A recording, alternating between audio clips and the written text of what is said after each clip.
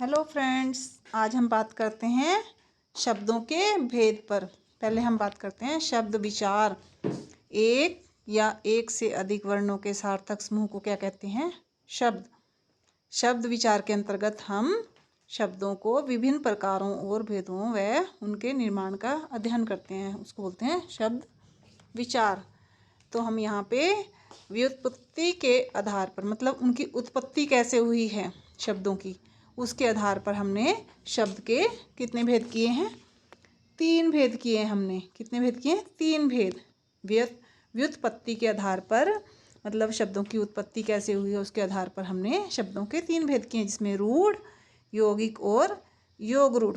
बहुत बार पूछा जाता है इसमें से रूढ़ शब्द छांटो, यौगिक शब्द छांटो, योग रूढ़ शब्द छांटें। ठीक है, ऐसे ही क्वेश्चन आते हैं। तो रूढ़ शब्द क्या होते हैं?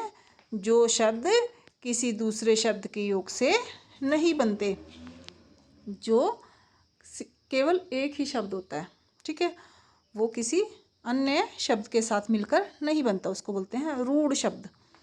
ठीक है, जिसके टुकड़े नहीं होते। ठीक है, घर, आँख, हाथी, मोर, चोर, ठीक है, ये शब्द के हैं? रूढ़ हैं। आप घर के टुकड़े कर सकते हो, आँख का टुकड़ा कर सकते हो। ये शब्द देखो, हाथी, मोर, ठीक है। तो रूढ़ शब्द क्या होते हैं? जिनके टुकड़े नहीं कर सकते, ठीक है, तो वो होते हैं रूढ़ शब्द। यौगिक शब्द क्या होते हैं? जो योग से बनते हैं। इसके नाम से ही पता लग रहा है यौगिक, योग से जो बनता है, मिलके जो बनता है, उसको बोलते हैं यौगिक। जो शब्द 2 या 2 से अधिक शब्दों के मेल से बनते हैं उनको कहते हैं यौगिक शब्द। इन्हें अलग करने पर उनका स्पष्ट अर्थ प्रतीत होता है। ठीक है, जैसे कि हिमालय, विद्यार्थी, हिम प्लस आल्य, तो हिम और आल्य से मिलकर बना है हिमालय। तो ये क्या हो गया हमारा? यौगिक शब्द।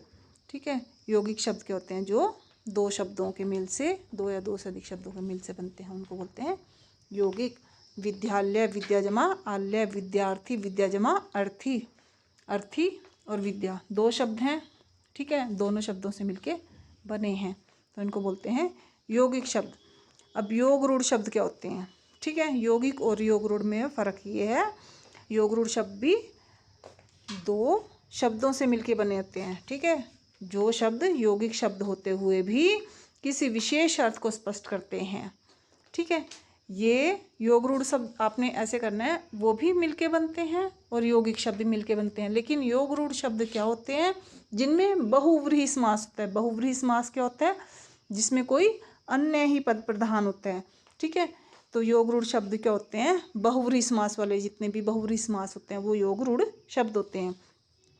अब जब हम समास का चैप्टर करेंगे तो हम बताएंगे आपको कि बहुव्रीहि समास क्या होता है। वैसे हम यहाँ पे भी आपको थोड़ा सा बता देते हैं कि इसमें जो होता है कि वो किसी अन्य का अर्थ प्रकट करता है। ठीक है, जो जैसे दशानन लिखा हुआ है, 10 हैं आनन, ठीक है, जिसके 10 सिर हैं, तो उसको बोलते हैं दशानन। तो इसका मतलब है रावण। यहाँ रावण नहीं लिखा है लेकिन दशानन लिखा है, तो आपको पता लग रहा है कि ये रावण है। लंबोदर, लंबा है उदर किसका? गणेश जी का। लंबोदर में लंबा प्लस उदर, लंब प्लस उदर, तो हो गया लंबोदर। तो 10 प्लस आनन, तो ठीक है, तो 2 वर्णों से, 2 शब्दों से मिलके बना है।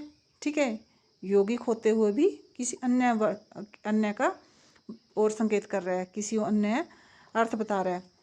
ठीक है, तो ये योग रूढ़ है। तो इस प्रकार यौगिक और योग रूढ़ में आप अंतर कर लोगे। ठीक है, यौगिक केवल 2 शब्दों से मिलके बनता है और उसका अर्थ सेम होता है, जैसे हिमालय, हिम का घर। ठीक है, विद्यार्थी, विद्या करने वाला व्यक्ति, विद्यार्थी। ठीक है, पाठशाला, पाठ और शाला, तो वो है यौगिक। और योग रूढ़ है दशानन, गजानन, नीलकंठ, लंबोदर। मतलब इसमें नीलकंठ क्या है? शिव जी, अन्य के ओर संकेत कर रहा है। ठीक है, जो शब्द लिखा है नीलकंठ, नीला है कंठ, उससे कोई लेना देना नहीं है, वो शिव जी की ओर संकेत कर रहा है, तो इसमें योग रूढ़ शब्द होते हैं। ठीक है, धन्यवाद। आपको मेरा कैसा लगता है पढ़ाया हुआ, कृपया आप मुझे कमेंट के द्वारा बताएं और मेरे चैनल को सब्सक्राइब करें और लाइक और कमेंट करें। धन्यवाद।